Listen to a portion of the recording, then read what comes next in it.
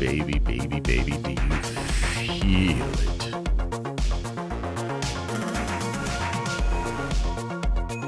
Can you feel it? The energy. The pure power. Once more, it's time to get nerdy on them. To dive deep on exploring the news and information as it pertains to our favorite nerdy things. Oh yeah. Oh yeah. Oh yeah, yeah, yeah, yeah, yeah, yeah, yeah, yeah, yeah. And I'm sure it'll be a good talk today. I'm sure it won't get controversial or confusing. I'm sure it'll be nice and positive. I'm sure everything is gonna be fine. I'm sure. How many days into 2024? We're 3 days in. Let's wrap it up. This year is cooked. Let's go 2025. That'll be our year, baby. Oh my God. Bobby Lee replacing Steven Yeun. Amazing. First of all, amazing. And also welcome and what's up and congratulations to all of you for being here. This is going to be a good stream, man. It's going to be a good one. It's going to be really fun.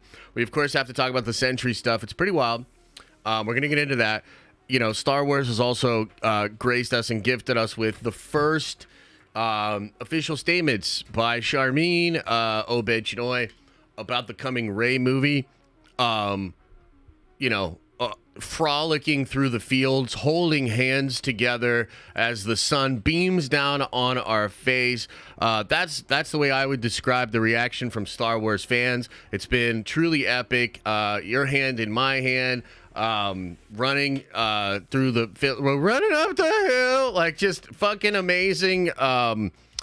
Amazing levels of confidence, enthusiasm. Man, it's just been great. So, got a lot of fun stuff to talk about today. You know, we're still here. We're still doing it. And here we are in 2024. Couple of things I want to say right off the bat. First of all, if you're over on the Twitch, man, what's up? We finally got that working. Sorry about Monday not being over on the Twitch, but we're in and we're on Twitch. The other thing that's really cool about Twitch, we're monetized. We're monetized over on Twitch. So if you prefer your Twitch experience to your YouTube experience, you can now I believe you can do like super chats and stuff like that over there. But I think most importantly, you can sub to the Den of Nerds over on Twitch. You can do this if you have Amazon Prime. Stop the music for a second. Did you guys know that if you have Amazon Prime, which I think you do, if you have Amazon Prime, you get a free Twitch sub every month. Meaning for free, you can support a creator on Twitch. Did you know that? I don't know if you did. Yeah, it costs you nothing. No additional cost. If you're already a Prime member, you literally just go over to the Den of Nerds on Twitch and sub, and there's an option to click your free sub from Amazon Prime. And you can literally just give us a little bit of free Jeff Bezos money each and every month. Crazy. Wild.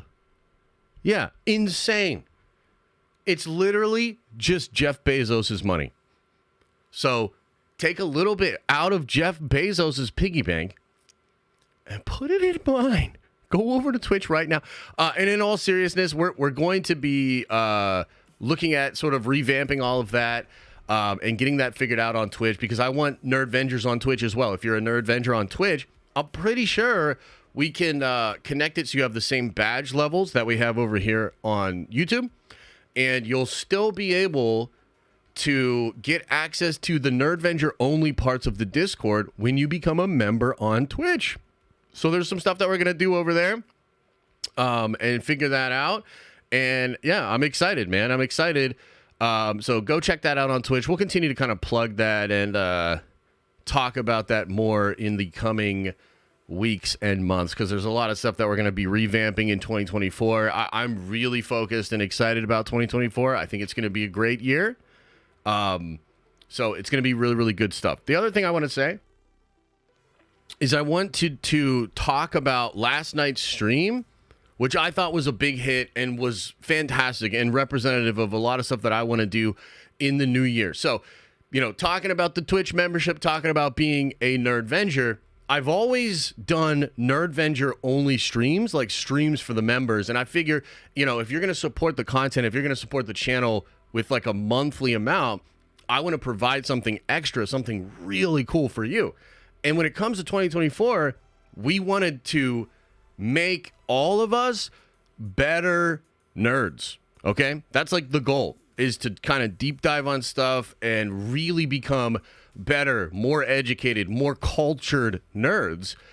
And so last night was a fantastic stream. Okay, so those streams are now going to be Tuesday nights at 7 p.m.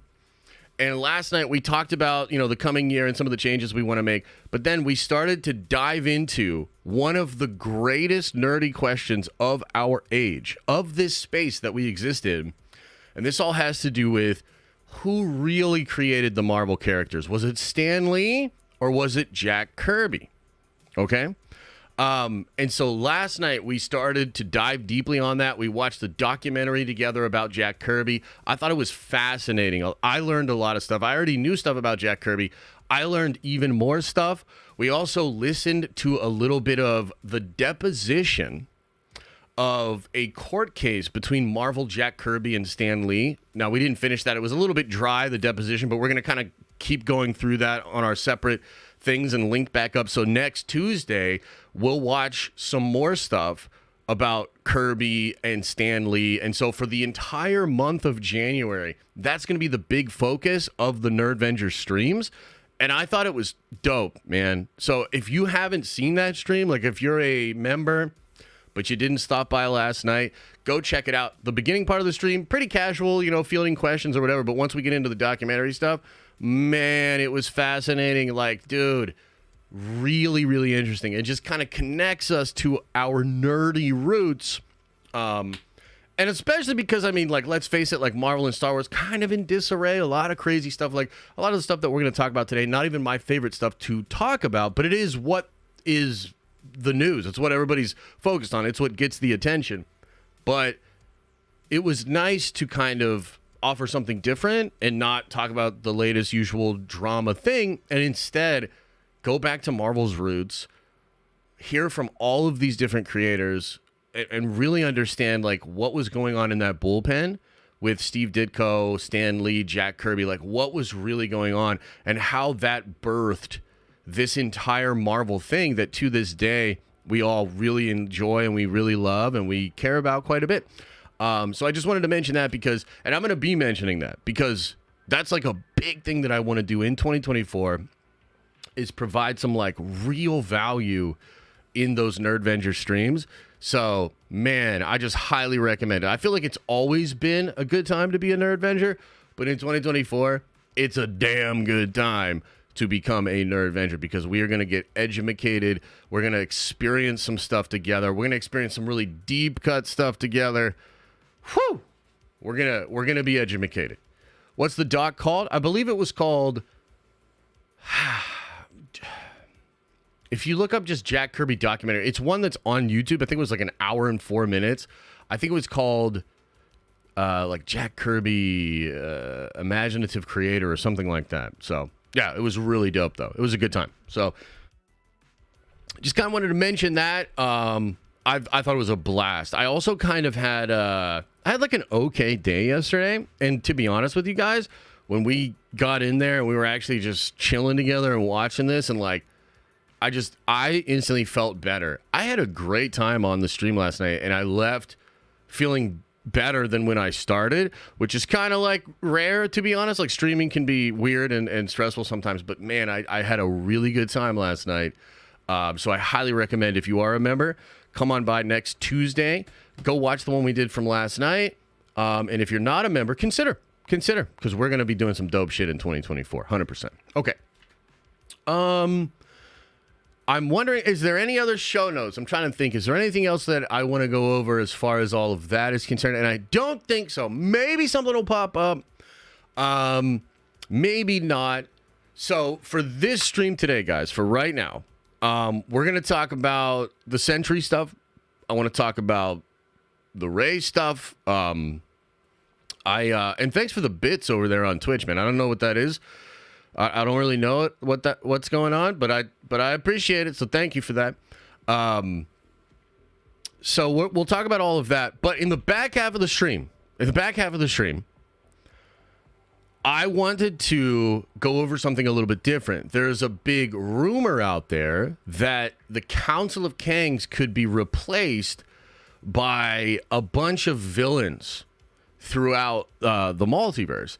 And I wanted to, in the back half of today's stream, I wanted to go over what villains have taken over different universes in Marvel Comics, and which ones do we think could do that in the MCU. If we're really going to crack this thing open, and we're going to have different Marvel villains that are taking over different universes, that are fighting to save their own and destroy others, if we're playing the game of worlds like they did, which comic book characters have taken over universes before? Where's the precedent? And then let's talk about if we see those villains actually coming into the MCU. I think that'll be a good conversation and pretty cool as well. Okay, so let's get it started. Let's talk about Steven Yeun leaving the Thunderbolts movie. So I had a Variety article pulled up, but randomly this is the one from February this year when he joined the Thunderbolts movie. So that's kind of interesting. So, okay. Let's get it started like this.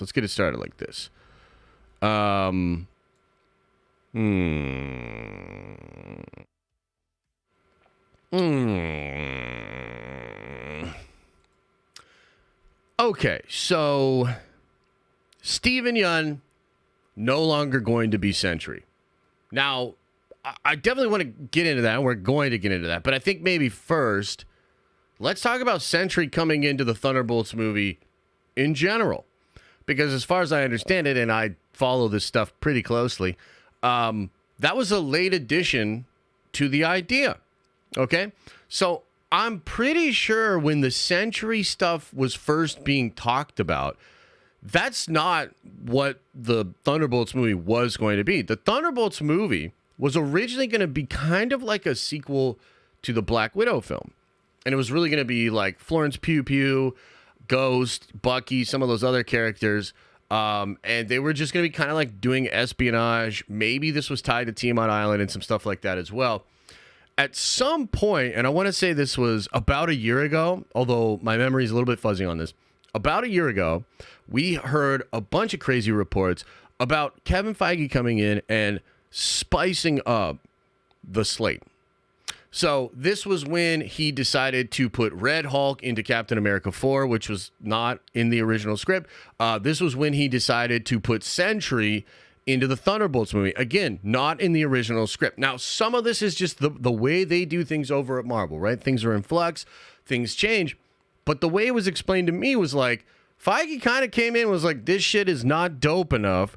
Here's some dope stuff. Here's some dope stuff. And that came in the way of Red Hulk, Thunderbolt Ross, and Steven Yeun as Sentry. Before we knew it was Steven, we knew that it would be Sentry. And Sentry is an awesome character. Very cool, crazy, twisted, dark backstory. Does absolutely epic things in Marvel Comics. Great character. So I was initially really excited about getting the Sentry. I'm excited about Red Hulk. By the way, that's a good idea. Like coming in basically and being like, you know, this is just not fire enough, right? This is not fire enough. Let's add a little spice to that. I don't mind that at all, okay? But I think there's a reality there as well. The reality is the more strain that is put on these projects, the more change that happens to them, just you're going to run the risk of things falling apart. Okay? Run the risk of things falling apart. Okay? So at some point they get Steven cast as Sentry. And I got to be honest with you guys, if we think back to when that was announced, I think a lot of people kind of looked at that casting with the side eye. Okay? And, you know, I like Steven Yeun a lot. I think he's dope. I thought he was great in The Walking Dead. I think he's fantastic as voicing Invincible, right? So I like the dude a lot. I just don't see him as Sentry, okay? And, you know, Sentry, and this is where, like, this conversation begins to get a little bit weird. And I just want to stop for a second and say that I think the conversation is going to get weird because of Marvel ultimately, because of their decisions. Like, that is what is going to make the rest of this conversation weird. Okay? Because I don't think I'm that weird. I mean, to be honest, I probably am that weird. But what I'm getting at is I don't think it's weird to think of Sentry and want Sentry to be a jacked white dude, or to think of Sentry as a jacked white dude. That's what he is in comics. He is a jacked white guy, okay? And so when Steven was first cast, I mean, Steven is just, if you didn't know, Steven is not a jacked white dude, okay? So we haven't left reality just yet. So he's not a jacked white dude. He's an Asian dude. And honestly, not that jacked. You know, no offense, but not that jacked. So for sort of two reasons, he's not the race of the original character, nor does he really look like the original character. There were a lot of people that immediately thought, well, that's kind of odd. I don't know if I see it. Okay? Now, man, welcome to the Nerd Avengers, but I don't know if how do I say your name, brother? Tezven Ivanov? Zvin Ivanov? Welcome to the Nerd Avengers. Appreciate you, brother. Okay, so initially there were some people that were like, I don't necessarily see this dude as Sentry, right? Now look, I'm willing to give him a chance. I was willing then, I'm willing now to give Steven a chance. I thought, okay, well, this could be interesting. That's kind of an interesting take. I heard different things with regards to this. I mean, obviously, right, there's a bit of this that's done, obviously, for representation. That's just what it is, obviously. But I think there's also, from what I heard, it was to differentiate the Sentry from Homelander, okay? Because Homelander's kind of like a Superman derivative. Sentry's kind of like a Superman derivative. They're both kind of jacked white dudes that have Superman powers, okay? So what I was originally told was like, well, they want it to be different than Homelander. And I'm like, okay, you know, fair enough. You know, not a big deal. I think Steven could do a great job. It would obviously be a different take on it. But, like, let's go. So this news happens. Okay? This news happens. He's no longer attached to it, which, by the way, I think it's actually important to break down how this happened, how this came out, because it can teach us some stuff. Captain's got to teach stuff. Okay? So, first of all, massive credit to the account DCEU Leaks. I believe that's the account. They were the first on this. It's absolutely true. It was confirmed by the Hollywood Trades by the end of the day yesterday. So, shout out to the DCEU Leaks account, an account that we have to keep our eye on because they were very, very accurate and they were the first ones to get it. The other thing that we have to keep in mind is that Daniel RPK had said literally the night before, I just saw Steven Yeun, or I've seen Steven Yeun trying on the Sentry costume. It's absolutely fantastic. You guys are going to go nuts for it, okay? And Daniel was also slow to confirm that Steven Yeun had actually left the project, okay? Now, I'm not trying to pile on Daniel. I'm not trying to say Daniel has no sources. But I think it's pretty obvious he's not totally in the know. And I think it's fair to point out that his bias is changing the way he reports the information that he's receiving. So I think Daniel's great. I think that we're always going to talk about Daniel's scoops, but I think that it's important to understand that Daniel has like incredible biases and misses things. That's just what it is. And I think that's fair to say. So that comes out, gets confirmed in the Hollywood Reporter. The question is, right, why did this happen? Why did this happen? Why did Steven walk away? Now, what's being reported in the trades, and nobody else is really talking about this, I think that you'll probably get more information soon. Will some of that information just be speculation? Probably. But you'll probably get some people chiming in, weighing in with this sort of stuff, right? It seems to be a scheduling conflict. Okay. That's what's being reported. Because of the writer strikes and the pushback of this, Steven doesn't want to be attached, walks away.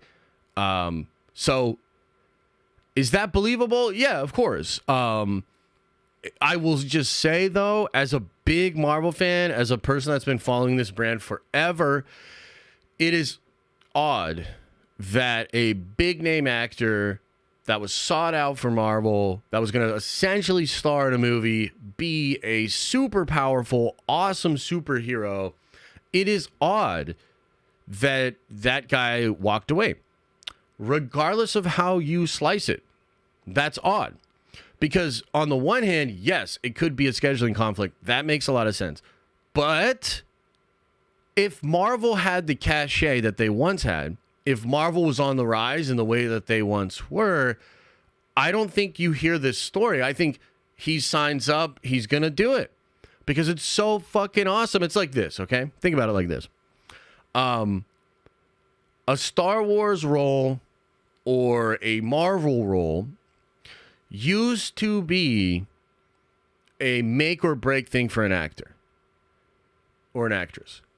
And getting in that Disney family and getting in that Star Wars family or that Marvel family used to be considered one of the highest honors and best career moves that any actor or actress could do. Because Disney keeps stuff within the family.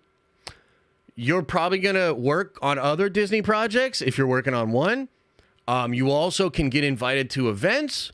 You can be an ambassador. There's all sorts of stuff. It's really a big deal. And especially when it comes to Marvel and Star Wars, it's a big pay. It can be big royalties pay. And it also allows you to like go to conventions for the rest of your life. If Steven had stayed on this project and been Sentry, he could have gone to conventions for the rest of his life. Signing autographs, signing comic books of Sentry, doing all that sort of stuff, right? So, basically what I want to say, and this should be obvious, right? But it needs to be stated. Was it scheduling conflicts? Probably. But all of these people that are coming out and being like, because let's face it, with where Marvel is at right now, a lot of people taking shots. I'm having my fun with it. And, kind of rubbing it in a little bit with Marvel because they're down bad. I mean, that's what it is. They're down bad. What do you want me to do? You want me to act like we're not down bad? We're down bad. Okay? We're down bad. And there's a lot of like these people that just want to huff on the copium or want to dispel all of that. They don't want to admit that we're down bad. And they want to come out and say it was just scheduling. Stop making fun of Marvel. But again, I say to you that if Marvel was holding the cachet that they once had, this shit would not have happened. Right? So it is a sign of where we're at. 100%. And not a good one. Is it the end of the world? No. Is it an absolutely terrible way to start 2023? Or 2024, rather? Yes. And according to some other people that are out there reporting this sort of stuff, this happened shockingly fast. So, again, according to Daniel, and I'm going to continue to cover what Daniel says, but I'm just going to have to filter it through the lens of, like, this person clearly has an agenda, doesn't tell us the full truth, and might not know everything they claim to, right? But Daniel is suggesting that the movie's still going to shoot. that they were blindsided by this and that they have to cast a new character as Sentry immediately. Immediately. Okay? That means they were left in a lurch, if that's true. And that's rather unfortunate. Now, another question that I have connected to this is what's up with this movie in general now? Because you got the beef people. Okay? I believe the writers of the Beef Show, which Steven Yeun was a part of, came over to do the Thunderbolts movie. Right? So it's Jack Schaefer, I believe, that is the director. But they brought in... Oh, my God. Here we go. Happy Hogan is a simp. Welcome to the Nerdvengers, baby. You are a Nerdvenger now. I wish I had a little pop-up for the Twitch homies that were joining as well. It would be great to be able to shout y'all out as well. And I'll try to figure that out in the future. But, yeah, so let me explain it like this. What's up with the beef people, man? They seem to be coming over because it was a collaborative environment, because they loved Steven. They all were really good at working together. So now all sorts of questions start to arise, right? Is this the first domino of many? Is Marvel really going to just full steam ahead and push this thing out and continue to go shoot in March or what? Like, I'm not really sure. It's confusing, but that's kind of like where the report is, right? Now, this also kind of segues into, again, New Year, new me, New Year, same Marvel. Unfortunately, that does appear to be the case, Kendall. By the way, it's good to see you, bro. So that, Kendall, perfect time for you to show up on this one. So that takes us to the next question, the uncomfortable question, the elephant in the room, which again is only weird because I think Marvel kind of made it weird, right? Who do we cast as Sentry now? And you might have noticed, if you look out online, there's a lot of people bringing up the names of individuals that are white.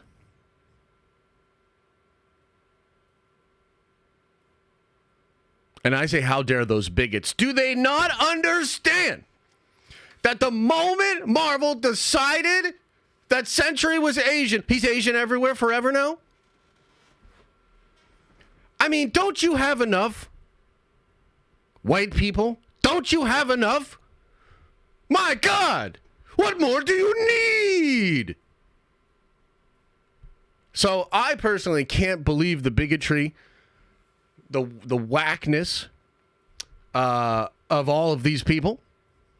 Absolutely absurd. But in all seriousness, I actually have seen that.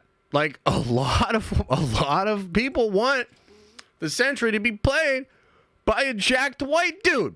Okay? Now, as we said at the beginning, that's probably because, like, he's a jacked white dude in comics, right? I don't really think it's that deep. I don't really think it's that big of a deal.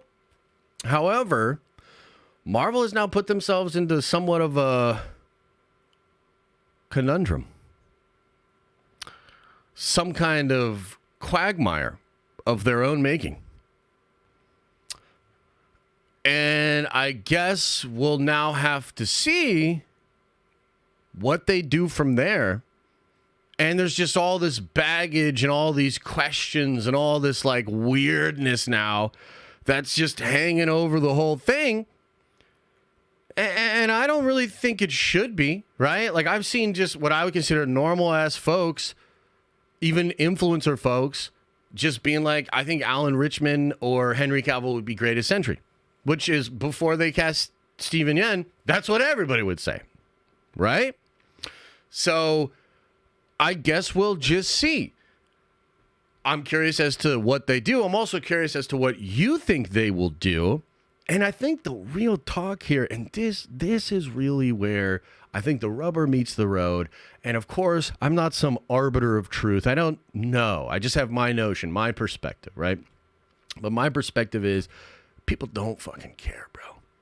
Most people, most level-headed, normal motherfuckers do not care. If they cast Sentry as a jacked white dude, I'm going to go ahead and say 80, 90% of folks not going to care at all. The question is, what does that 10% of people do and say, and how does Marvel respond to that? You know what I mean? So it's one of those questions where, and like I said, we're going to talk about the Charmin Obed Chinoy stuff in just a little bit again. Another weird situation that's Disney's doing. I don't want to talk about this shit. I don't really care about this shit. But they've set the table, and now we all have to gather around and act like this cooking is not ridiculous, right? So that's what we're going to kind of do. But I suppose that's kind of just where we're at with the story. I would expect we would hear recast information probably pretty quick. Because, again, they do kind of want to shoot. Oh, one last thing we got to talk about with this, okay? Check this out. Daniel's reporting that they're casting a group of mercenaries, high-tech mercenaries, that are now going to fight against the Thunderbolts. My question was, man, I really wonder what if we get, instead of Sentry, because like, what if it's just not Sentry at all? Like, what if they just kind of have removed Sentry from it? At this point, it wouldn't surprise me. So much change is happening over at Marvel, and they're doing so much. I wouldn't be surprised by that. But this whole high-tech group of mercenaries thing, I was like, man, what if that's like mutant or X-Men related? Like, what if that was, I don't know, maybe the Brotherhood of Mutants? What if that group of mercenaries was Weapon X, or, you know, some kind of group led by Phantom X or something like that, right? And Dan, welcome to the Nerd Vengers. You are a Nerd Venger now, baby. Something like that could be really cool. Like, I really wouldn't mind if they just went right to the mutants, right to the X-Men stuff, and put that into the Thunderbolts, because, I mean, at this point, like, I mean, why not? You know? So I'm curious. Definitely want to know what you guys all think about this. So yeah, what's your thoughts, chat? What's your thoughts on all this controversy? Who do you think should be recast as Sentry? And what do you think is going to happen now with that movie? What do you think? I want to know. Cast Jonathan Majors as the Sentry. That's a bold move. That's a bold move, I gotta say. I did not see that one coming. I will say, I like Jonathan Majors. Good performer. I will also say, comes with a little bit of baggage. Might not be the move. Henry Cavill or the Jack Reacher actor? Dude, I want the Jack Reacher actor so bad. Yeah, Alan Rickman. Dude, tell me that guy wouldn't be a perfect Sentry. Like, come on, man. Come on. Don't you want the guy that can actually pick people up by their throat and not have to, like, spend all that money on the wire work? The only reason I don't want Reacher to be Sentry is I actually want Reacher to be Batman. Bro. Yeah, so I didn't watch that, what's his name? Thad Castle. What's that from? Oh, Blue Mountain. Yeah, I never watched that shit. But I have been watching Reacher recently. And, oh, man. You want to see Alan Richardson as Aquaman? Says FNA Presents over on Twitch. That'd be cool. I wonder what they will do with Aquaman in the new DCU. That's like a whole different thing, but that's kind of interesting. So yeah, Reacher as Batman would be lit, dude. That's the only, like, because I want Batman to be that big. Like, I want Batman to be that big, that imposing. I think that would be fantastic. So, it'd be great if he was Batman. But, man, as Sentry, are you kidding me, dude? They'll make Aquaman black? I mean, maybe. I mean, how would you feel about black Aquaman, Kendall? You know what else we noticed that this is totally random, but he just made me think of that by making Aquaman black. Did you guys know that they made Billy D. Williams Two-Face, and then as that universe progresses, they cast Tommy Lee Jones as him, and they just don't address it at all whatsoever. That'd be crazy. A fast white guy and a fast swimming black guy. You know what's funny, bro? You know what's funny? And we're getting way off the rails here, but you know what? Fuck it, man. I'll roll with it. My best friend is black, and he's actually a swimmer. And he met his now wife swimming in college together.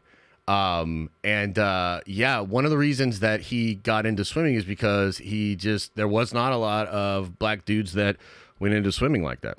So it's kind of funny. You're talking about like black Aquaman, and I'm thinking of my buddy G-Lo, and I'm just like, yeah, he'd be a good black Aquaman. He'd be pretty cool, pretty chill.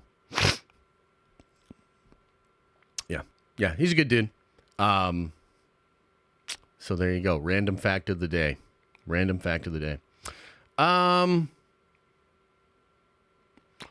it comes to this movie, man, I don't know. I guess my greatest hope, right, is that this doesn't like fracture the entire project and like continue to make it just worse and worse. But I guess we'll see. I don't know. I mean, Thunderbolts is a movie that I think has already changed like 2 or 3 times since it was conceived. And I don't know. Like, part of me says we don't need it, right? So part of me is like, yo, we should probably just cancel Thunderbolts. But another part of me is like, no, Thunderbolts could be cool. And the pitch for Thunderbolts, as far as like being a more, like a darker, edgier,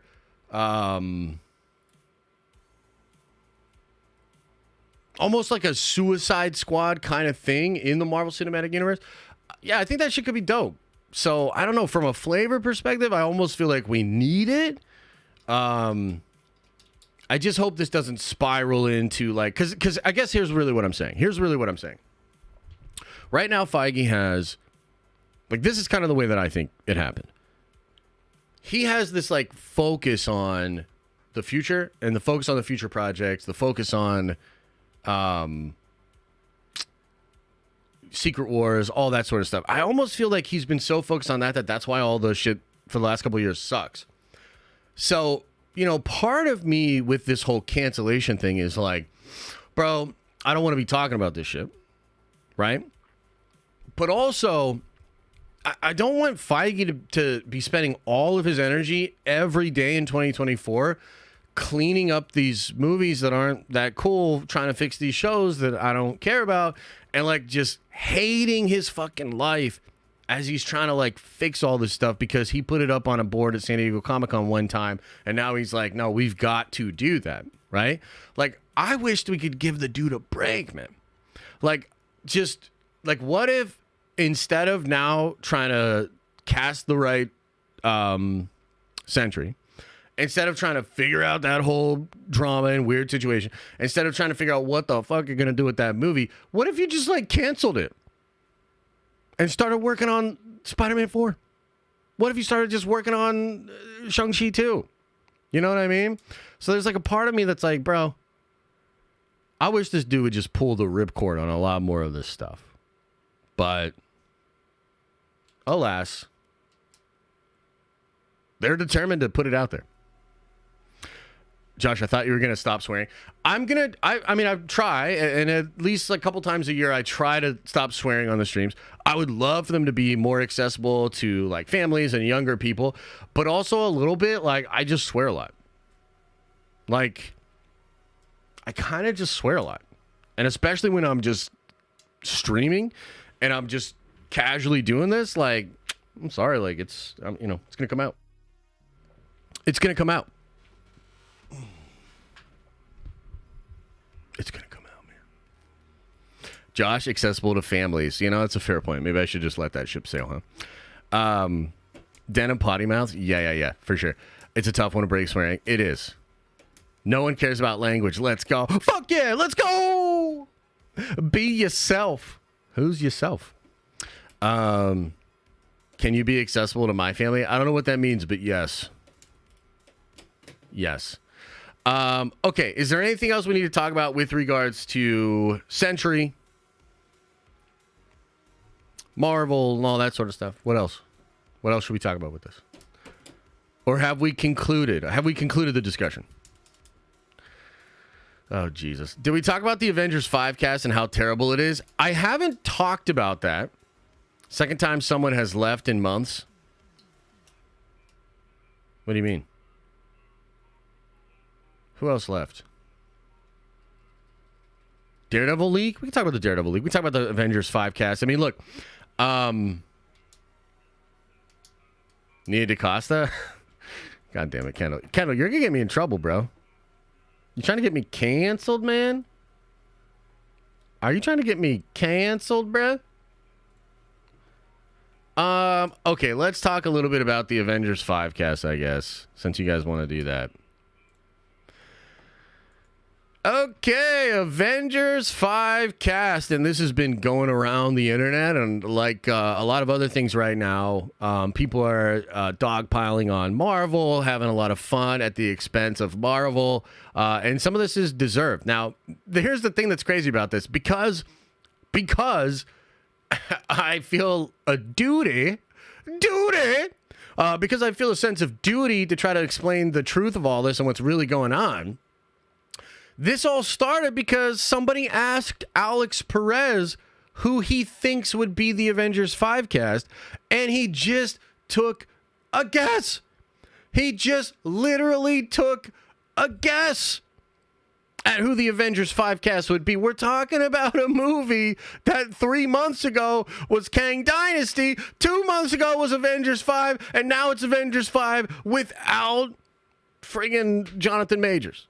Okay, so we should probably just slow our roll and not get as triggered and upset about the potential cast for Avengers 5.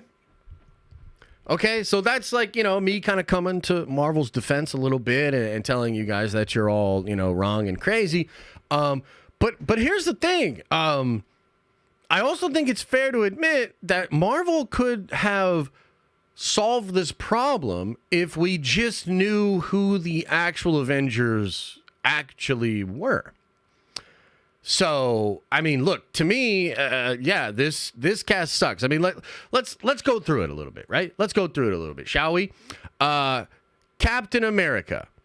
Do you guys know that Peggy Carter has had more screen time as Captain America in the past couple of years than Sam Wilson?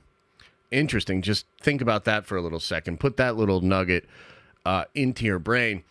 I don't mind Sam Wilson as Cap. I have no idea what Sam Wilson as Cap is even like. Okay, his show was like the first arc of him figuring something out. And now I have no idea. I don't know this character. Okay, I knew Sam as Falcon.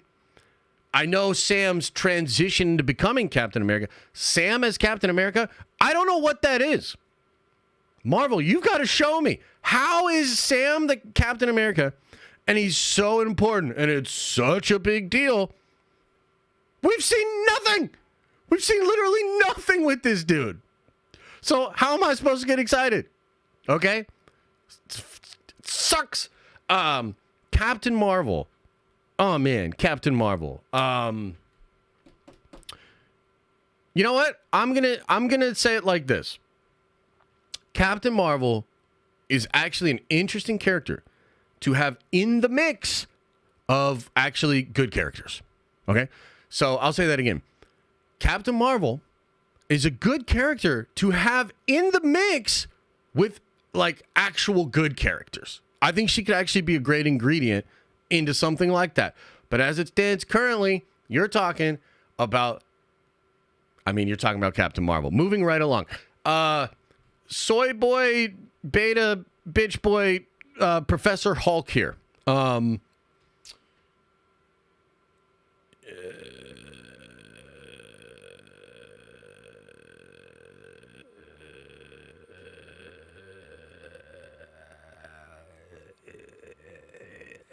Not a fan. Valkyrie, I'm over it. Wong's cool, okay? So let's not Let's not get it twisted. Wong's cool. Scott Lang, cool. Hope, cool. Aquafina, please God no. Shang-Chi, incredible character. Another character that we haven't seen in years, and I don't know why. I haven't finished What If. Is Shang-Chi in What If at all? I know the 10 Rings are. I think his father is Wenwu, and then there's stuff with Hela. Haven't seen it. Okay, so Shang-Chi's not it. So, okay. So, dude, again, like, how is this happening? Like, Shang-Chi is an incredible character. Maybe the best Phase 4 movie. Why has it been years since we've seen Shang-Chi? It's crazy, right? But I do like Shang-Chi, and I think he would be great in the mix with other Avengers characters. I think it could be really great. She-Hulk, terrible, horrible, hate, toxic, anger, frustration. But lucky for us, I don't think that she's going to be in that at all. So, yeah, no, I don't think that's going to be an Avenger. I think what you're looking at here, like the actual picks here, I do think it'll be Sam. I do think it'll be Captain Marvel. I do think it'll be Hulk, but there's a little bit of a question mark there. I'm actually doing a big video on this because there have been a lot of scoops and insiders talking about just the Avengers in general, where some of these characters are going to be. So there's like a World War Hulk thing happening, and depending on how that happens, I don't know if Bruce will be welcome in this team or not. I'm not really sure, right? Valkyrie, please God, no. Wong, yes. I would accept Wong. I would accept both of these cats, and then I would accept Shang-Chi. But here's some characters that I think actually should be on the Avengers, and that I think could actually be great on the Avengers. Number one, Moon Knight. I didn't love the Moon Knight show, but I absolutely love Oscar Isaac. I think his performance was great. If they can tone Steven down just a little bit, he's like a little too silly and goofy for me. But other than that, I think Moon Knight could be great. Here's another one. Charlie Cox Daredevil. Okay? Charlie Cox Daredevil. I think that could work. I think that could actually play. He has been an Avenger before. I think Charlie Cox is great. I think Charlie Cox would be fantastic as an Avenger. Let's see. Who else? Who else could be great? Spider-Man, obviously. Unfortunately, there's some indication that, at least for the first part of the Avengers movie, Spider-Man might not be involved. Doctor Strange likely to not be involved. Thor likely to not be involved. And I'm going to do a big spoiler video on all of that. Hopefully release later today and kind of break all that stuff down. But at the end of the day, like, here's the thing. Number one, this was all because Alex Perez just took a guess. He's not scooping anything. He was just guessing. You know, maybe educated guess, but it's still a guess. Number two, Marvel has done a terrible job of actually setting up who the Avengers are. Number three, yes, there's a lot of lame-ass characters that seem to be connected to the Avengers movie. All we can really hope for is that they bring in some awesome characters, and it's actually good. Like, that's all we can hope for. Like, to be honest with you, like, kind of just want Red Hulk. Harrison Ford Red Hulk should be the Avengers. Like, that would be fantastic, right? So we'll just kind of have to wait and see how all of that shakes out. But yeah, of course, this is making the rounds right now. And to be honest with you, like, I'm sorry, like, Marvel kind of deserves it a little bit. Like, I love Marvel, but you've done this. Like, you created a phase in which we have no idea who the Avengers are. You've set up these characters, and you can't blame people for being like, hey, you know what? This is the likely cast of who the Avengers are, and this cast sucks. So, yeah, I'm sorry. That's just what it is. Marvel kind of did it to themselves, but also you guys are overreacting and being too sensitive. There you go. That's the take. Boom. Boom. It's missing Megan Thee Stallion, L lineup. True. You're not wrong. You're not wrong about that. Okay, what else? What else you guys want to talk about? Should we talk about Charmin? It's about time. It's about time. You know? What's that clip? Let me see if I can find that clip, actually.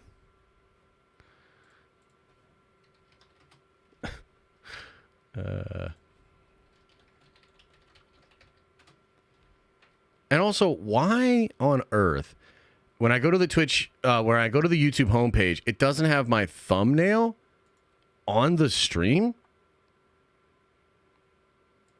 What the what? How? Why? Why does it do that? From Thor Ragnarok, when he says it to Valkyrie. You know the clip I'm talking about?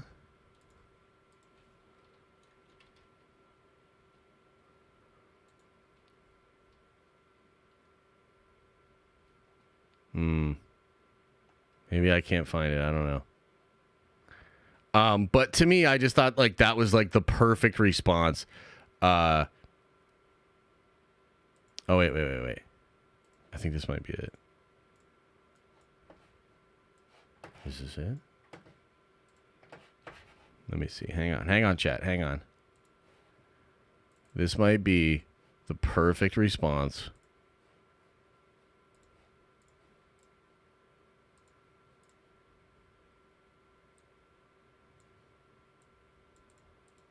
Let's just see. I thought you were a Valkyrie. You know, I used to want to be a Valkyrie when I was younger, until I found out that you were all women. There's nothing wrong with women, of course. I love women. Sometimes a little too much. Not in a creepy way, just more of a respectful appreciation. I think it's great that there is an elite force of women warriors. It's about time. That's the that's the perfect response. Okay, so here we go. Let's talk about Charmin.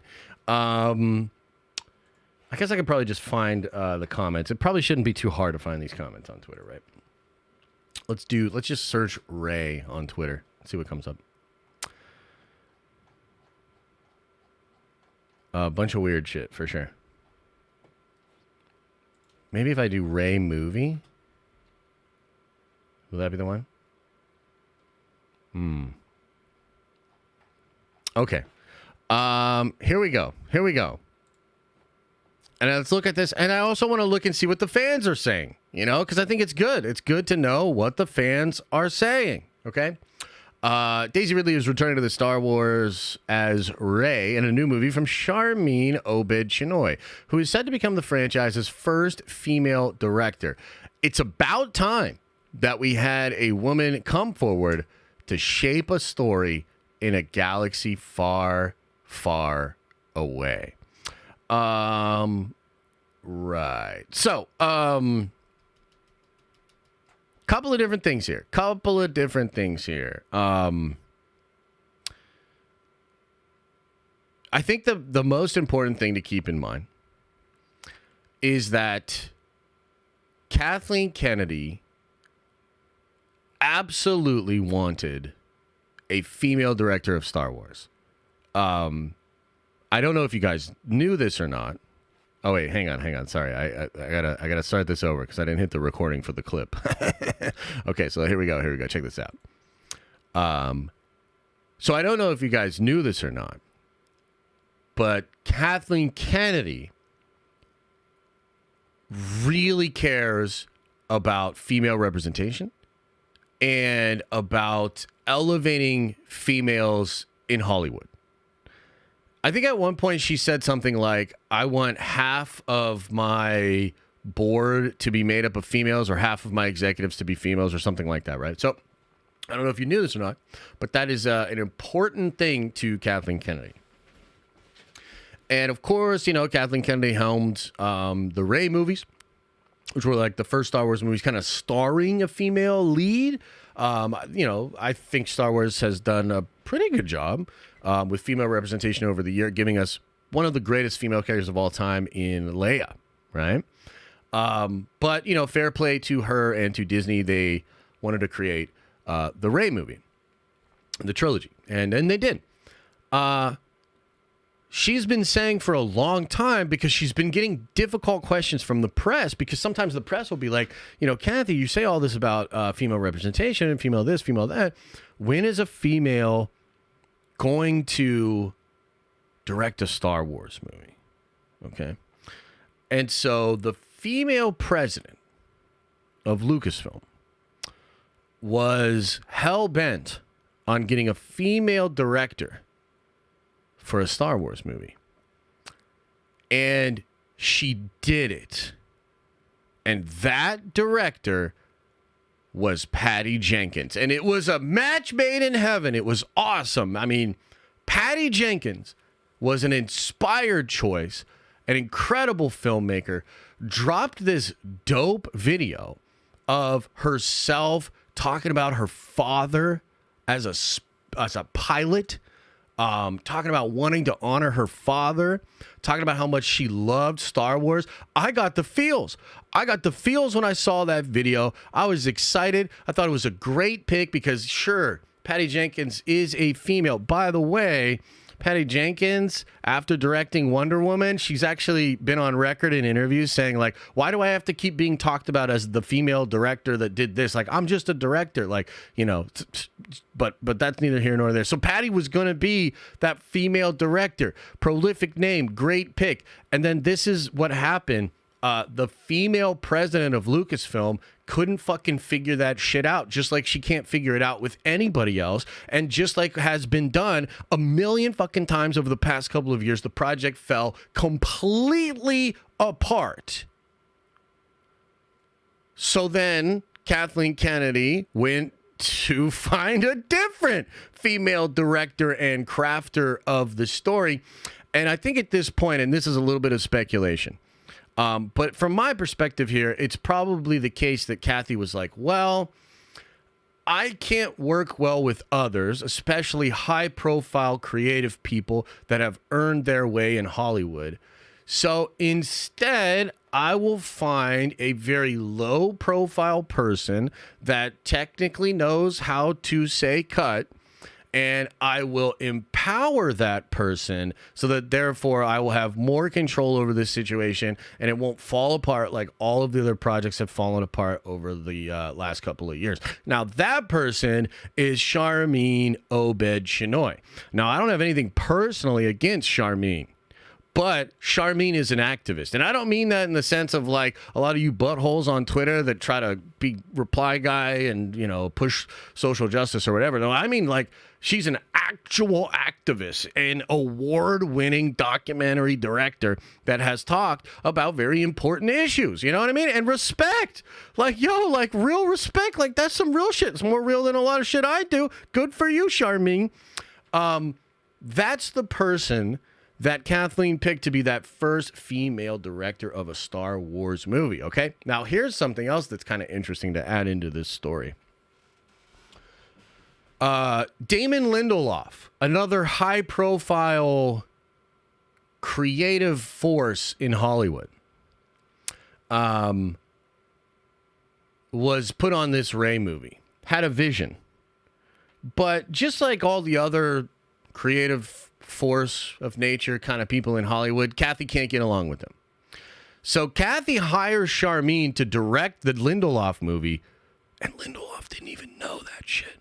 In fact, reportedly, Lindelof was upset that his work, his script, his movie was going to be handled by such an amateur filmmaker. Sharmeen is not a feature film creator. She has done short documentaries, which again, probably dope.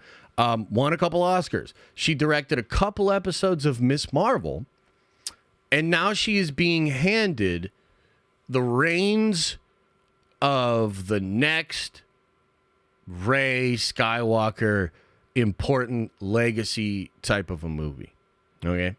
And so I say all of that because I think the narrative with this story is incel neckbeard men angry because Sharmeen Obaid-Chinoy said it's about time that we had a woman come forward to shape a story in a galaxy far, far away. And I don't know about you guys, but that's not why I'm upset. I'm upset because the whole thing feels like a farce. And we had a good female director in Patty Jenkins. and the female president that has shaped the Star Wars stories under Disney for the past 6 years couldn't figure that shit out. And so instead, now we're going to like shuffle along, act like this is all fine, and deflect valid criticism by saying some weird fortune cookie type shit about it's about time. So I'm truly, authentically horrified by the entire situation and by the reaction from the fans. Because just like always, the Ouroboros that is the Star Wars fandom just keeps eating its own tail, taking the bait, arguing about the merits of a person that doesn't have the merits to get that job, instead of just like being real, instead of just being able to call it what it is. There's only so many times the female president of Lucasfilm can deflect things into a sex gender conversation until we can like actually talk about the problem, which is the female president of the company. But here's the rub. It's not because she's a female. It's because she's terrible at her job. Merit. So, Star Wars gonna Star Wars. And Star Wars fans gonna Star Wars fans. Like sand through the hourglass. So are the days of our lives. End scene. Okay. Yeah, that's, I thought that was good. That was pretty good. I'll get off the soapbox. But what do you think? What do you think, chat? Am I crazy? Am I crazy? Am I crazy? Baloney said it's a mixture of Wonder Woman 84 bombed, was hated, so KK losing faith in Patty and KK did clash. Yes. I agree. You're crazy, but great take. I'll take it. Thank you. It's just weird, man. You know? Like, it's 2024, third day of the new year. Why does it feel like we keep talking about the same shit? And I don't mean the same exact shit, but like the same energy. It's got the same vibe. It feels the same. Why is this happening? Why is this happening in 2024? It's absolutely crazy, man. I don't know. I don't know if I can take much more, you know? And again, like I've said this before, but Kathy is doing this on purpose. She's setting us up for this. This is what it's going to be like for 2 years, at least, as we get closer to the Rey movie. That's what it's going to be. It's like Kathy wants that. She's a literal activist. You know what I mean? I'm not saying she can't make a good Star Wars movie. I'm hoping she does. But what I'm saying is we are assured, guaranteed of this kind of discourse for 2 years plus. And Kathy looked at that. She had the power to make it different. She had the power to not have it be like that for 2 years. And she said, buckle up your buttholes for 2 years of this, and if you don't like it, you're probably a toxic neckbeard incel fanboy.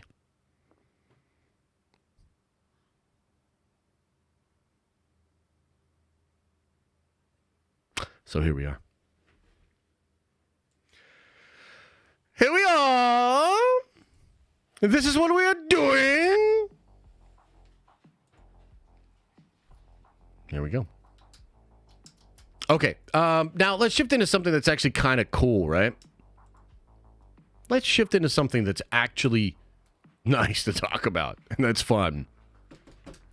Let's talk about villains from Marvel Comics that have taken over entire universes and who we would want to take over or to join, I guess, in the multiverse saga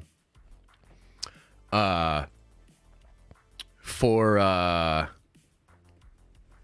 Marvel. Okay. So I've got a couple of different names here. I got some cool stuff that I want to bring up.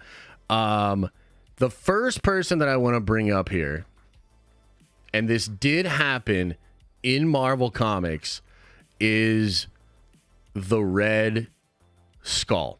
Anybody know what story it was that the Red Skull took over the world? There might have even been multiple of them, but there's one in particular that I'm thinking of.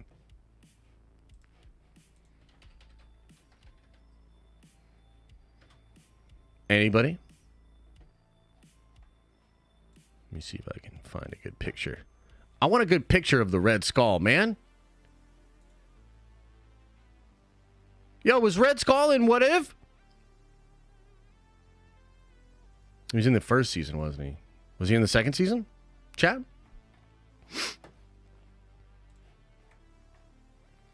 Why can't I find the Red Skull, man? I don't understand.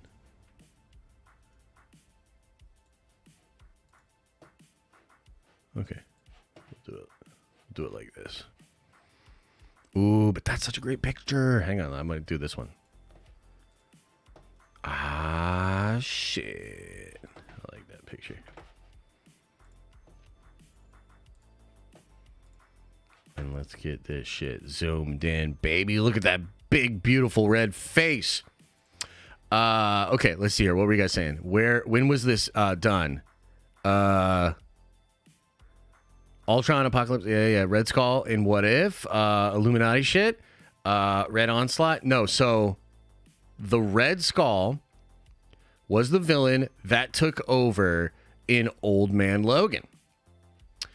He conquered the divided superheroes, and he became the president of the United States.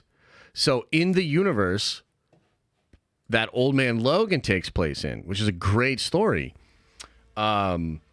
Red Skull took it over. Right? So there's that. There's also, I mean, so here's where I think this kind of gets fun. It kind of gets cool. And also, wait, what? Why didn't it zoom in on him? Okay. So you have that precedence, okay? And you've got the Red Skull universes or alternate Hydra universes have been teased in several Marvel projects. So there was a Hydra helicarrier that was in Loki season 1. I actually tracked down the photos. Some people were like, it wasn't in there. You didn't make it. Doesn't make. No, it was real. It was real. There's also a section in Multiverse of Madness as they're going through the different universes. There's a section that had like Hydra and all these like Hydra things going on in it, okay? On top of that, the Red Skull in 616 was actually teleported to Vormir and was the guardian of the Soul Stone, right? So tell me that dude doesn't have some cosmic knowledge. That would be fan-freaking-tastic. I would love if the Red Skull was one of the villains to step up to the plate and start like destroying universes or like being a part of, the whole game of worlds and the whole lead up to Time Runs Out. Again, finish What If Season 2. I'll probably finish What If Season 2, but it's low on my totem pole. I'm just going to be honest with you guys.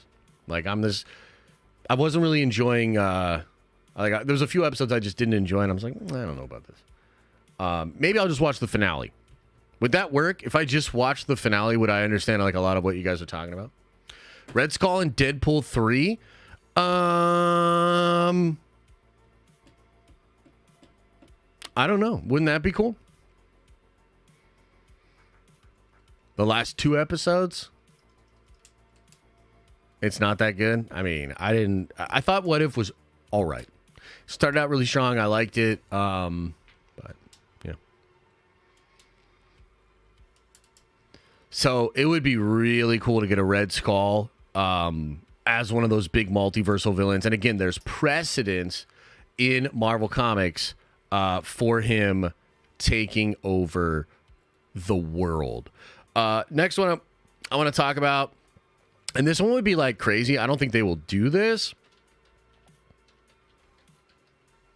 but man, you want to talk about juicing it up, being very, very hype. What about Apocalypse?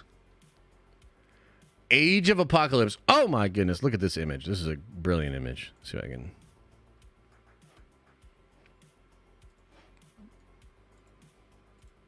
Oh my goodness, look at this guy. So Age of Apocalypse is super important in Marvel Comics. There was a whole run done where you have an alternate future in which Apocalypse actually took over the planet. It took over the world. Oh my God, bro, this would be incredible. Also would be perfect to place this character into the Shang-Chi 2, Moon Knight kind of stuff. This would be brilliant. He has connections and ties to Kang as well. Also, really interesting character because he uses celestial technology. Okay, celestial technology. Now, it gets really deep and sweaty with Apocalypse, and I love it, dude. Like, I love it, and I love getting really sweaty and getting into the details here. But let me just say that I actually think that the throne that Loki, God of Stories, is sitting on, I think that's celestial technology. I think the Citadel at the end of time may well be celestial technology. I think the combination of magic and science and how that actually works together could be a secret that the Celestials have. And so I think you could have some celestial secret wars, the fabric of the entire universe, be a thing. And there's incredible precedence for this because, again, this is somebody in comics who already has taken over universes.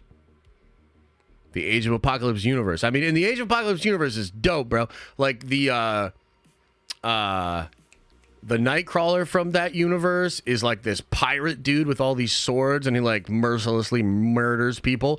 The Logan from that universe is like missing an arm, and he's so crazy. So yeah, that would be really, really sick. And again, something from comics. There's precedence for this. We could have it.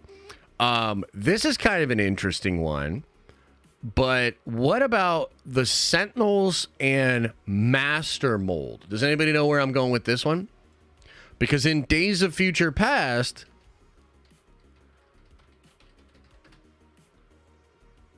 the Sentinels and Master Mold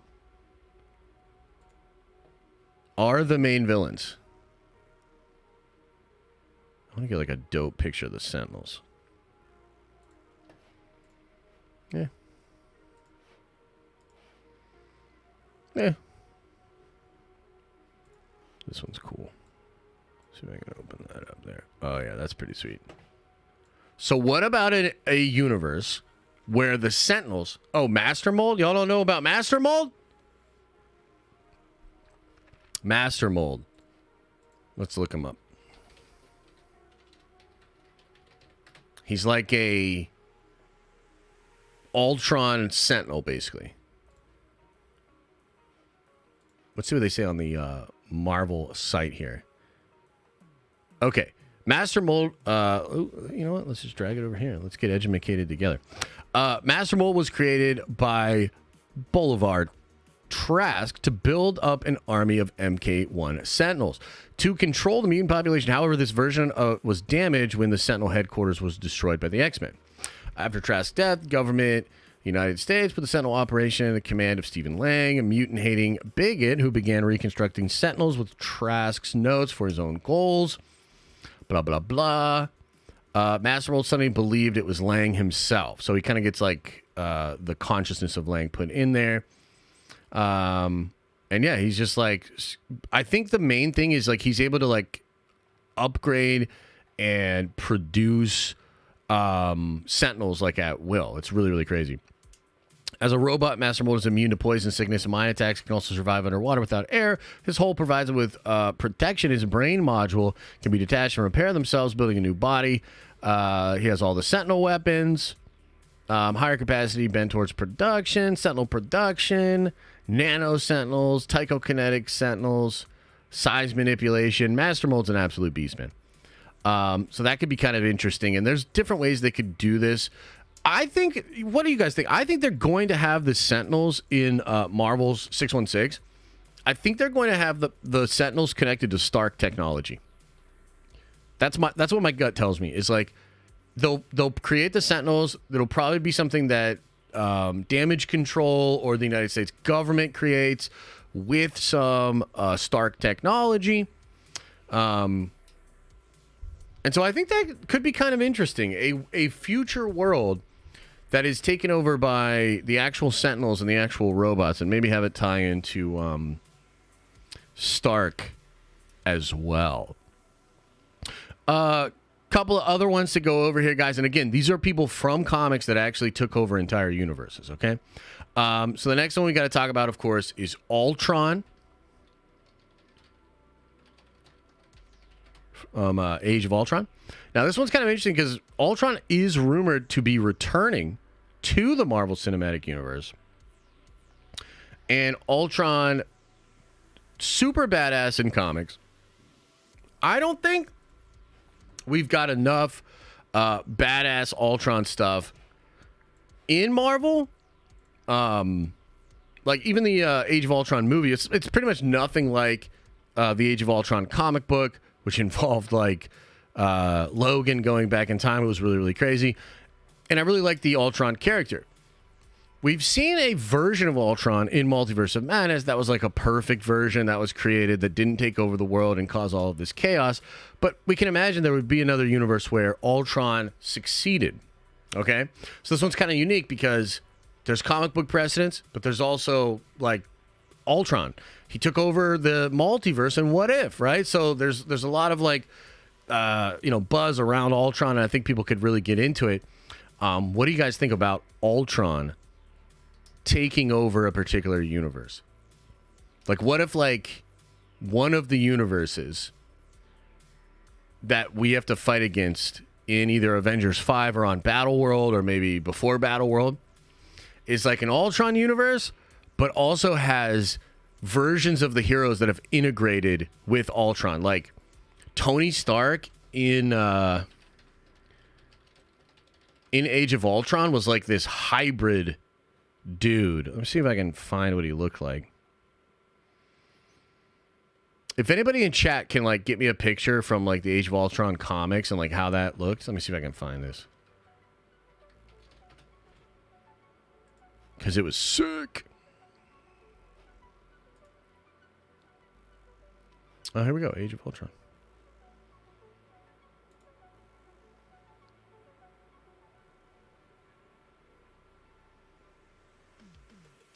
Boom, boom, boom, boom.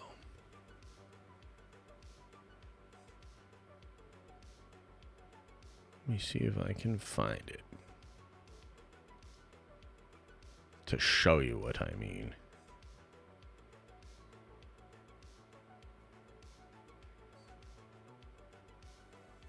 It was like the heroes. Oh, here we go. So this is like what I mean. And it's on this page in particular here. You see how he's like, he's like integrated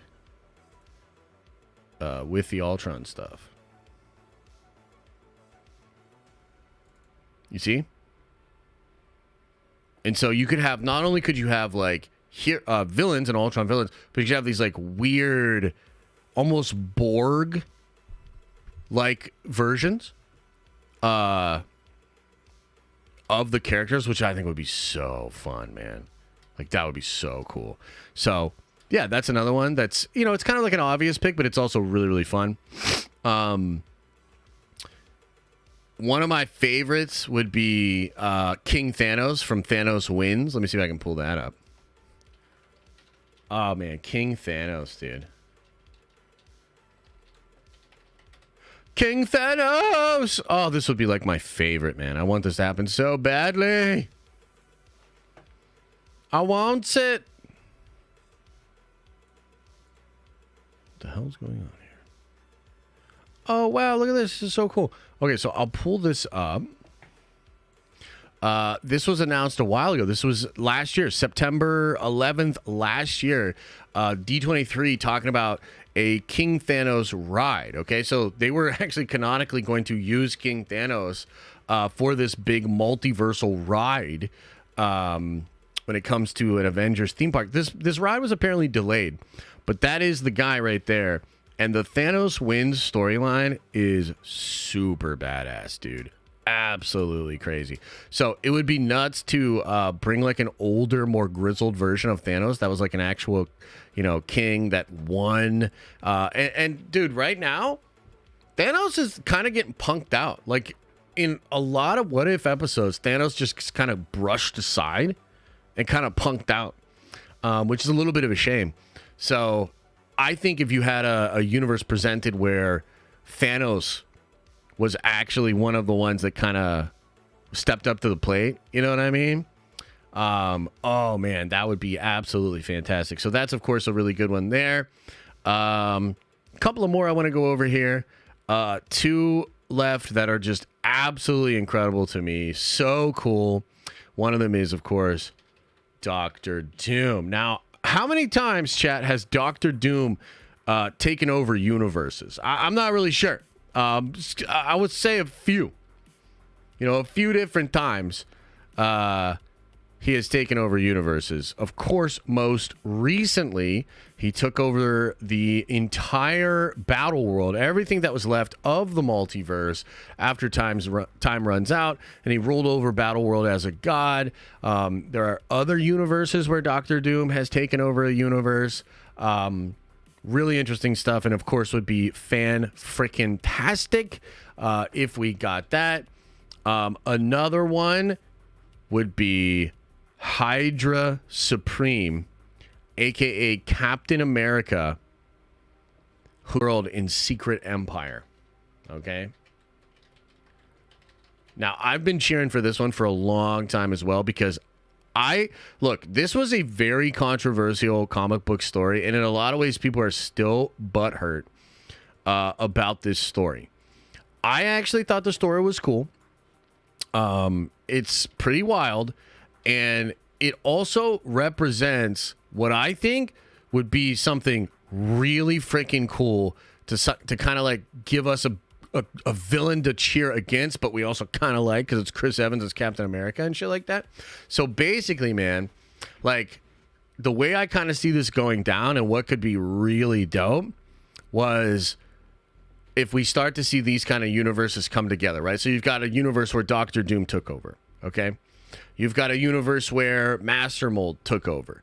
You've got a universe where Captain America as Hydra agent took over. You've got a universe where Red Skull took over.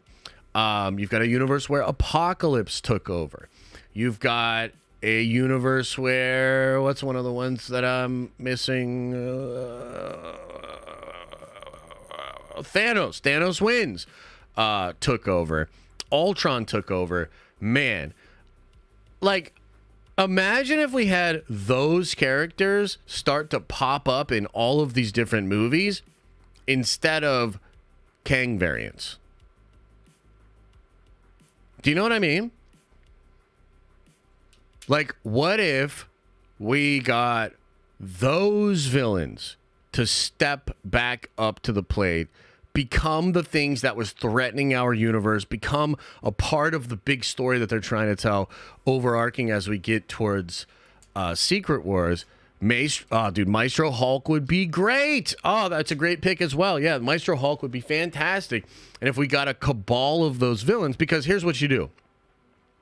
You start to set them up as taking over their own universes. Then they all kind of get together. And then on Battle World, you have that group of villains versus our group of heroes on Battle World. Will these villains lead the territories of Battle World? Brilliant idea. Brilliant idea. That would be fantastic, man. That would be fantastic. So, yeah, dude, like, I know we're in the thralls of, like, some bad news and some bad updates and things of that nature, but there's also some really cool stuff going on and some cool possibilities. And so, yeah, man, I think that would be fantastic and really, really cool. So I'm kind of hoping that is the way that it's going to go down. What do you think, chat? Let's talk about it for a little bit. Then we're going to get into some Q's and some A's, and then we're going to get on out of here. What do you think? Shouldn't they do that? Shouldn't that be what they do? Man, it still doesn't have my thumbnail on the channel. That is very bizarre. Like, why doesn't it just show the thumbnail? I'm going to have to hit somebody up about this. Any of you guys do multicast, like multi-streaming?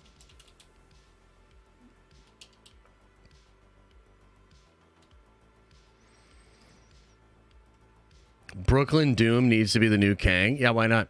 I've been saying Hydra Cap for years.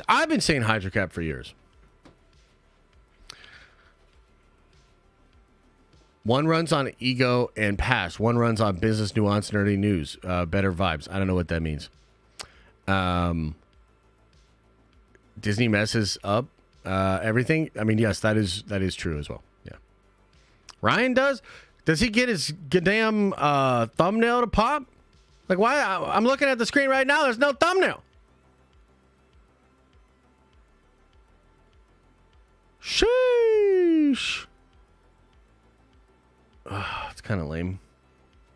It's kind of lame, but it is what it is, I guess. He does get his thumbnails to work. Whew, I'm going to have to track him down. I'm going to have to track him down and figure it out. Josh subbed on Twitch. Jeff helping the broke college kid. Can't wait to see the tower. Yeah. Hey, hell yeah, Caleb. That's awesome, brother. Like I said, I'll be going into the Twitch stuff. I'll get that set up properly so that we can have badges and get you access to the Discord and stuff like that as well. So thank you, man. I appreciate it. Yeah, those Bezos bucks. I will. I'll just say it again because I know we got more people watching now than earlier. We are monetized on Twitch, okay? And hang on, stop the music for a second. Did you know that if you have Amazon Prime, then you get to give Jeff Bezos his money to a Twitch streamer each month? You get a free Twitch Prime sub because you have an Amazon Prime account. So if you go over to Twitch right now and find the Den of Nerds, you can go become a subscriber, click the part that says Twitch Prime sub, and you can take some of Jeff Bezos' money and you could take it away from Jeff Bezos and you could give it to Josh from the Den of Nerds at no additional cost to you. Isn't that crazy? Do we get Nerd Coin for it? Of course. Absolutely. Check your account. It was already added. Give me 100K and I'll do it. I mean, that's a little steep. 100K? 100K? Why don't you just give some of Jeff Bezos' money to me instead? Isn't that good? Doesn't that feel good just on its own? Doesn't that just feel nice? Where you're like, Jeff Bezos has enough money. I'm going to give some to Josh from the Den of Nerds at no additional cost to me? Oh, my God, bro. Can you tell me who gifted me a Nerdventure membership? No, I have no way of knowing that. So, how about some birthday coinage? Hey, Dawn. Hey, happy birthday to Dawn, by the way. Let's get some happy birthdays in the chat for Dawn. And I tell you, I'll do some birthday coinage. I'll drop some coins. I'm not going to drop 100K, though. Jeez. Sheesh. Let's drop like 10K. How about that? Yeah, man. Boom. There you go.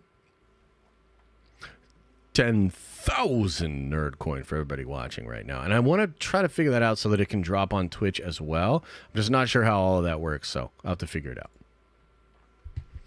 Okay, everybody.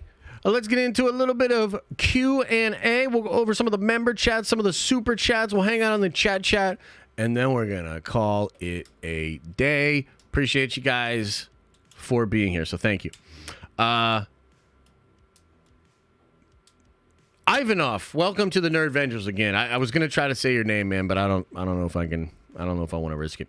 Happy Hogan is a simp. Welcome to the Nerd Avengers. You are a Nerd Avenger now. Nathan Riviera says, Josh, who wins in a fight? Librarian Ultramarine with a power sword versus a Jedi Knight? That's a tough one. Let me think about this for a second. Librarian, so you're talking warp powers. Power Blade versus a Jedi Knight. I would say it would probably depend on what caliber of Jedi Knight we're talking about. If you're talking about like just your average Jedi, that person's going to get destroyed. The way I think of it, if the clone troopers can take Jedi out, bro, of course a librarian is going to be able to take a Jedi out. If it's a really powerful Jedi, though, probably going to be able to hold their own, negate some of that power, and yeah, they'll probably be fine. But I would say like 60% of the Jedi that would come up against that librarian would be slaughtered. That's my answer. Marvelous Menace says Josh hates me. That's not true. Why do you think that? Hey, Don, I appreciate that. I'll go over that in a little bit here, but happy birthday to you. Absolutely. How you feeling about the Madam Web movie, fam? Let me hear it. My thoughts, I'm in between. I'm not going to see the Madam Web movie. And if there's something cool that happens in the Madam Web movie, I'll talk about it. Otherwise, Morbius 2.0. Dan Plagle Boob Dan Art. Welcome to the Nerd Avengers, man. That is a very interesting name. I appreciate it, and I appreciate Boob Art as well. Callisto says, hey, Josh, Twitch subscribers are wondering if they are Nerd Avengers now. Here's to a great 2024 for the Tower. Yes, you are.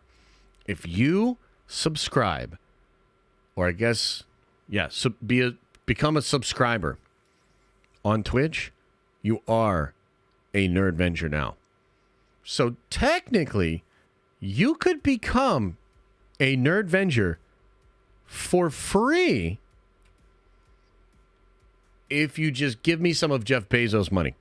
That's how that works. So you give me Jeff Bezos' money from your Twitch Prime, and you're a Nerd Avenger. That will give you access to Nerd Avenger only streams.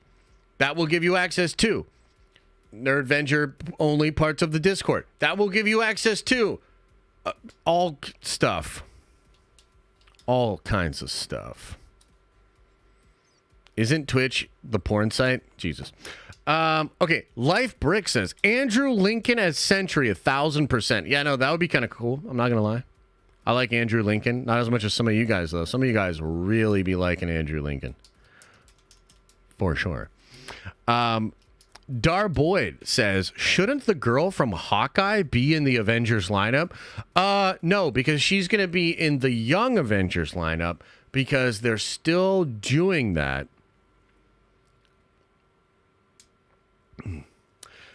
Rosie says, what's the better cast, Thunderbolts or Avengers 5? Oh my God. That question just shook me. That question just shook me to my core.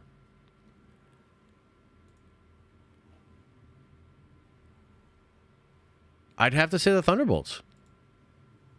I mean, so far, we don't really know.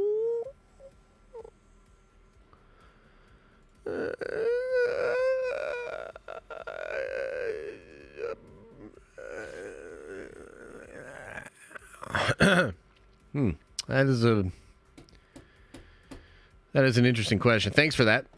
Nate M. Zclutchy says, wishing a very nerdy new year to you and grateful for everything you do. Back at work after 5 days off, 2 days on, and then 5 off again. Rough morning. I hear you, but that's also awesome. I'm glad you're getting the time, man, and make the most of it. Get that rest. Chill out, man. Chill out. You need to enable Twitch subs on Discord? Will do. I will do that. Chris Listenfeld says, I don't know what Patty Jenkins film you're talking about. The internet made that up. Oh, right. Yes, Chris. It was a rumor. I believe Kathy said that was a rumor that Kevin Feige started on a sock puppet account. So, interesting. Hunter Larson says, if Rey movie bombs, she gone. Right? I mean, at this point, I don't know, brother. I don't know. Maybe Kathy will be here forever, man. I'm not sure. I'm not sure what to think, man. Drock Savage with the 5 spots says, I choose Alan Ritchson as the Sentry to do a face-off with Chris Hemsworth Thor. Oh, my God. Can you imagine, dude? Who do I want to play? The Reacher guy. I want the Reacher guy to play. So can you imagine Reacher and Chris Hemsworth face-to-face or, like, fighting? Oh, my God. Oh, my God. That would be fantastic. That would be really cool. Soren Sounds says, Battle of the Heroes Clone Wars Mustafar fight is one of the best pieces of Star Wars content we have gotten in the years besides the middle of Ahsoka and Tales. Masterpiece. Much love, gang. Yeah, I've heard about that. I mean, I was going to watch it last night on our stream, but we got caught up with all the Jack Kirby stuff, which was really fun. I'll eventually watch that. I'll eventually check it out. I think I'm probably going to get out of here relatively soon and then go work on some of these videos because I want to get the a big Avengers video. I want to get that out. And there's some other videos I want to work on as well. Working on some Warhammer videos too. Man, I had a Custodes video, but I'm remaking the whole video. And I'm working on some cool stuff with it. That's all I want to say for now, but very excited to get back into the Warhammer videos as well. It'll be dope. Okay, let's see here. David Saunders Media, what's up, brother? Says, Den of Goats, support your favorite creators all 2024. Hey, I appreciate it, man. Thank you so much. Much love. Andrew says, the real news is Jack Black playing Steve in the Minecraft movie. You guys really excited about the Minecraft movie? Chilling, I see that, man. That is sad, but I will get into that in just a second, brother. Much love to you. Are you guys excited about the Minecraft movie?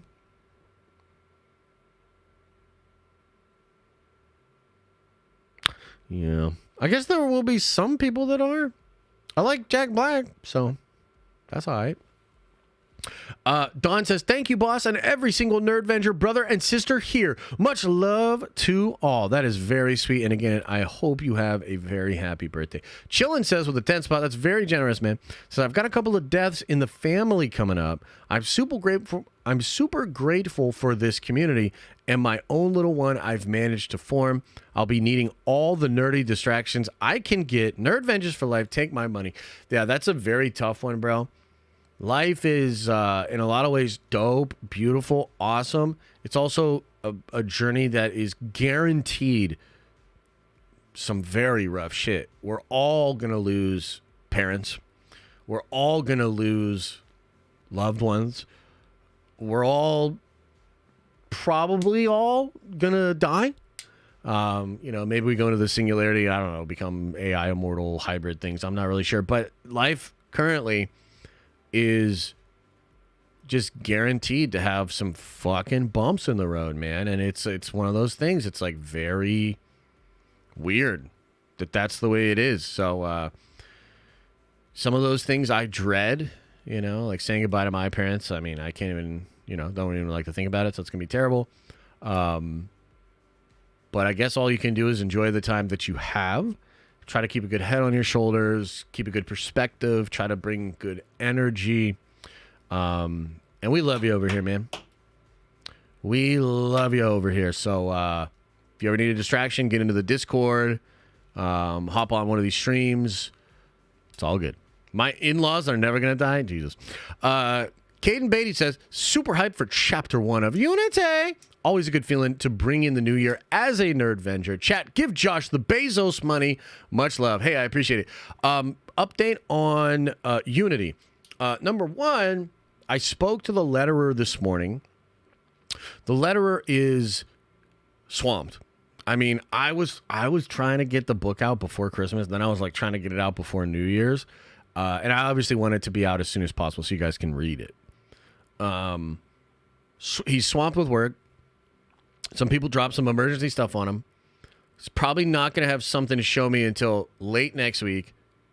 I think probably be able to get that formatted and figured out in like a PDF for you guys so that you can read it sometime the following week. So not next week, but the following week, I think you guys will be reading Unity. It's a little longer than I wanted, but at the same time, like, I want the letterer, and because I was emailing back and forth with him, and I said, I want you to come to our project with peace. And I don't want you to be approaching it with frustration and all this stuff. So come to it fresh. Clear your plate. Come to it fresh because a lot of love went into this book. And this is one of the final pieces to pull it together.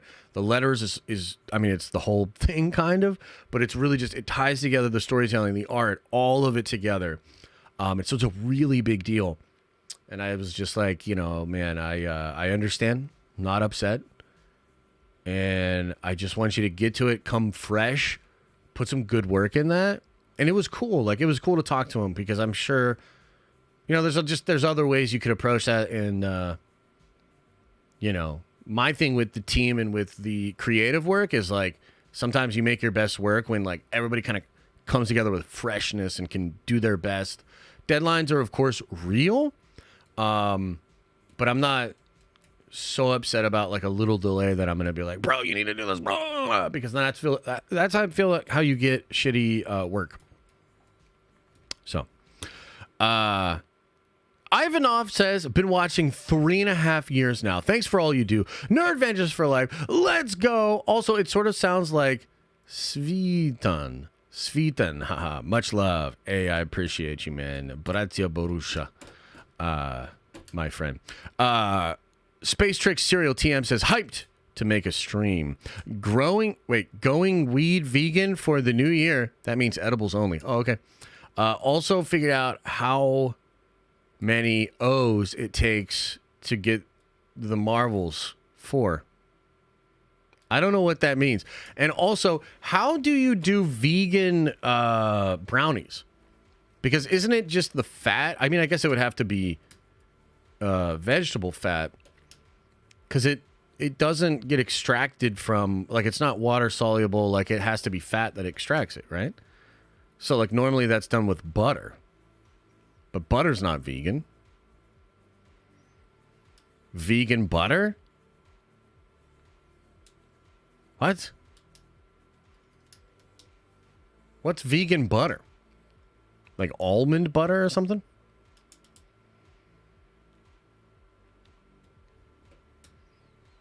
I think he means only edibles, no smoking. Oh, okay. Coconut oil is better for extraction? Interesting. Vegan as in save the lungs or vegan as in actual diet? Yeah, I'm a bit confused. Josh, you should watch the Clone Wars video for us before you leave. Hey, man, I would love to, but, bro, been going hour 44. Like, it's a great stream, but, like, I got to get these videos done. I haven't done a video since, I didn't realize you were streaming when you called. Did I call you? Rob, I don't think I called you, bro. If I did, it was like a butt dial. I'm looking at my phone, though. It's right in front of me. Oh, when you called. Okay. Yeah. Okay, hang on. Vegan butter, yes or no? Is that real? I just want to get clarified on that. You called, bro? No, you called. Also, I meant it takes 4 O's to like the Marvels. Oh, bro. Okay. Now we're cooking. Now we're cooking with vegan butter. Yo, much love to Rob from Comics Explained incredible dude, awesome guy. And also, I feel so bad because I let Rob down. Rob did a video. He hit me up a while ago about recording a segment about like my favorite comic stories for the year. And I mean, this is going to shock you guys, but I totally fucked it up and forgot about that shit. And then like I saw the video get posted and I was like, oh no, because it's like awesome people, like some channels that I really like. And it seemed like a really good video. And I was like, so that's that video, huh? So I feel bad, bro. Yeah, no, I screwed that one up. But of course, Rob, Comics Explained, legendary comic book content creator. So, Rob, last night, you'll find this interesting. Last night, we did a member stream, and we were diving deep on the Jack Kirby Stan Lee thing. We watched a video, a documentary about Jack Kirby, and then we watched some of they were reading from the deposition of Kirby versus Marvel from I think like 2005 or 2006, whenever they finished that. But we're dedicating the month of January to trying to figure out the truth of the Kirby Stan Lee thing, you know, and just really diving deep on that. So it was really interesting. A lot of stuff that I enjoyed learning about last night when we were streaming that. So it was cool. All right, ladies and gentlemen, I appreciate you guys. Thank you so much for the love. Dude, yeah, it was really cool, man. It was a cool stream. Yeah, it was just fascinating, bro. Like, so one thing, I'll just leave you guys with one thing that I thought was really fascinating. Kirby got to a point, I don't think he was always here, but he got to a point where when he was drawing and he had this like same like wooden drawing board for like his whole career, right? He got to the point where he would conceptualize like entire panels and entire pages, and instead of like laying stuff out, that's what they call like getting the perspective, doing like a little sketch and all this sort of stuff, Jack Kirby would literally start drawing in like one corner and just draw the whole fucking thing, dude. Like the whole panel, including foreground, background, crazy, shapes, and this energy that was behind a lot of Kirby's drawings was done with no layouts. He was literally such a master of the craft that he would just visualize exactly what that panel should look like and then just draw the damn thing. And I was like, wow, I had no idea that was kind of how he worked. But yeah, it was fascinating. It was really fascinating. And we're going to do another one next Tuesday. We'll do another one where we get into that a little bit more and dive deeper on all that stuff. So yeah, really cool. Really good stuff. All right, everybody. I appreciate you guys so damn much. Thanks for being here. Thanks for being a part of the stream, the community. We're going to get on out of here. No stream tomorrow, but we'll be back at it on Friday. We'll close out the week with a really good stream. Videos coming out. Hopefully a video today. Definitely a video tomorrow. And then some videos throughout the weekend. We're kind of like slowly getting back into, the whole swing of things. So a lot of content coming to you very soon. Appreciate y'all. As I always say, guys, I hope you are having an awesome and a nerdy day. And I'll see you in the next video.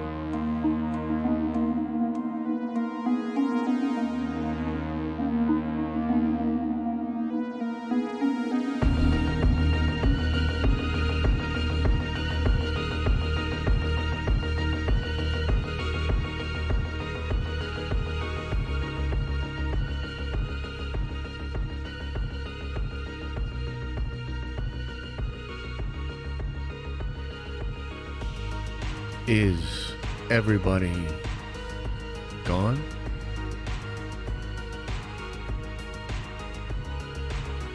Did everybody leave?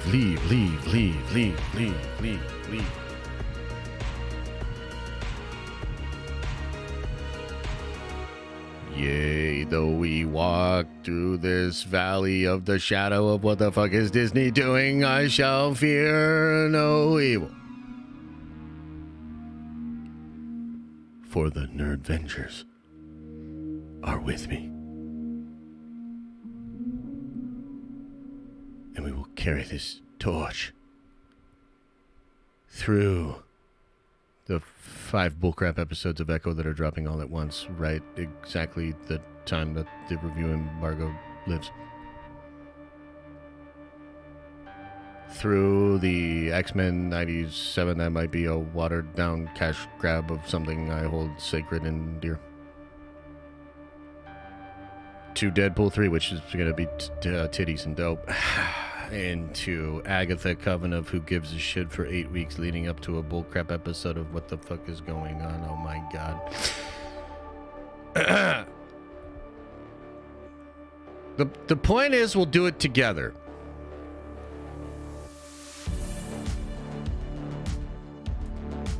Open up your third eye and wash out your stinky but holy